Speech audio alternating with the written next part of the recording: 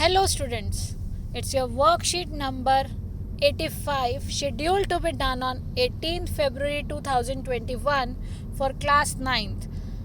Students, today's worksheet is based on the topic integrated writing practice, and you have to write a story and a descriptive paragraph on the given picture. Write practice 1 descriptive paragraph 100 to 120 words. बेटा first जो आपका question है उसमें क्या है, writing practice 1 है, जिसमें आपको descriptive paragraph on the basis of ये जो पिक्चर है, जो picture, look at the picture below and describe the scene. इस पिक्चर के बेस पे आपको अपना एक डिस्क्रिप्टिव पैराग्राफ लिखना है. जैसा कि आपको दिख रहा है कि यहाँ पानी नहीं है, तो पानी का क्या टैंकर आया हुआ है और सब लोग यहाँ क्यू में खड़े हैं, बहुत ज़्यादा क्राउड है और सब पानी भरने के लिए खड़े हैं, यानी कि पानी की तंगी होने की वजह से पानी यहाँ पर सप्लाई किया गया वाटर टैंक के थ्रू. तो देखिए फर्स्ट क्वेश्चन आपका ये है. और सेकंड क्वेश्चन है राइटिंग प्रैक्टिस 2, जिसमें आपको स्टोरी लिखनी है इन 100 to 120 वर्ड्स, जिसमें look at the image of these animals and right a story. तो देखिए ये एनिमल्स की जो इमेज है, ये गर्ल है जिसके हाथ में ये बलून है, कोई पेपर है उसके हाथ में, और देखिए वो सारे एनिमल्स को कुछ समझा रही है.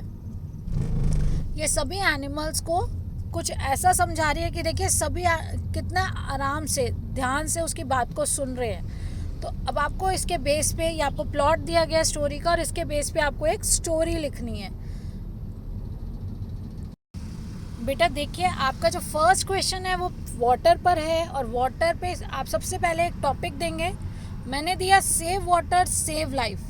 तो देखिए सेव वाटर सेव लाइफ, इसकी जगह आपको कोई और इम्पॉर्टेंट टॉपिक लगता है, आपको लगता है कुछ और आप इंटरेस्टिंग टॉपिक दे सकते हैं इससे रिलेटेड, तो आप वो भी लिख सकते हैं. देखिए in the given picture there is a water tanker supplying water due to scarcity of clean drinking water in that area.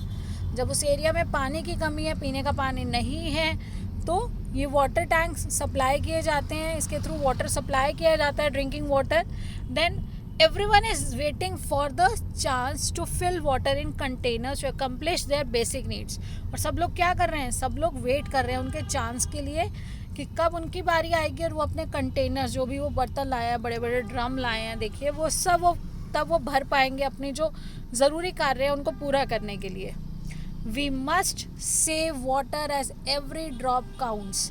हमें पानी को बचाना चाहिए, जैसे कि हर जो बूंद है वो बहुत कीमती है, हम सभी को पता है. Due to our carelessness we waste a lot of water which can be reuse like.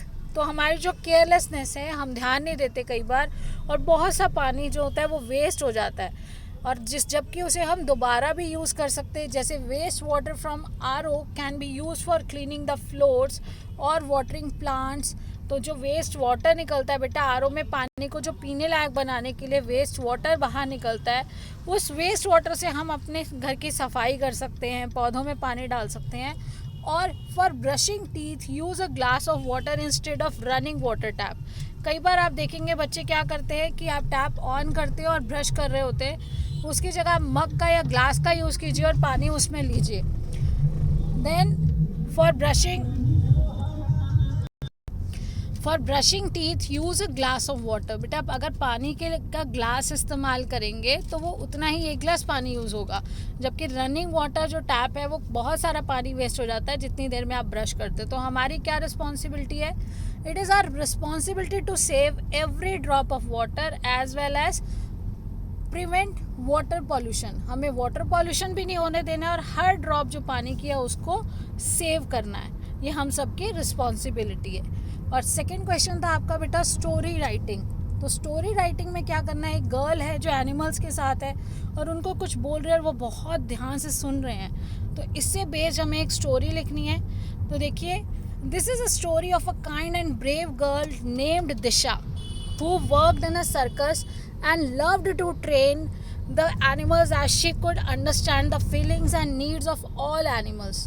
तो एक गर्ल है दिशा जिसका नाम है, और वो एक सर्कस में काम करती है जिसमें वो एनिमल्स को ट्रेन करती है, क्योंकि वो सभी एनिमल्स की फीलिंग्स और उनकी नीड्स को समझ पाती है. एवरीवन एडमायर्ड हर. सब उसको बहुत पसंद करते हैं, बहुत तारीफ़ करते हैं. All the animals such as zebra, monkey, elephant, bear, etc. used to listen carefully and follow the instructions. सभी उसका ध्यान से समझते हैं और हर इंस्ट्रक्शन को जैसा वो कहते हैं उसको बहुत ध्यान से फॉलो करते हैं. Unfortunately, the circus owner got the notice from the Animal Welfare Authority. तो बेटा एनिमल वेलफेयर अथॉरिटी कौन सी होती है? जो एनिमल्स के लिए भलाई के लिए काम कर रही है. तो वो सर्कस में नहीं यूज़ करने देते ना एनिमल्स को, तो वहाँ पे कोई नोटिस आ गया. Now they have to discontinue the shows and send all animals to the zoo. अब उनको क्या करना था? उनको ये सारे शोज बंद करने पड़ रहे थे और सारे एनिमल्स को अब कहा गया कि जू में आप भेज दीजिए.